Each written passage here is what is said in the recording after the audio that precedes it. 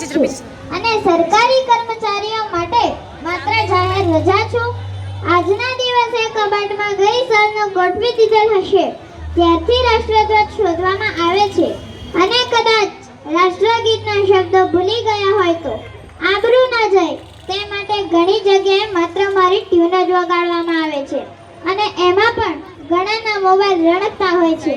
આ બધું મેં મારી સગી આંખોથી જોયું છે કારણ કે હું મૂંગી અને લાચાર 15મી ઓગસ્ટ છું.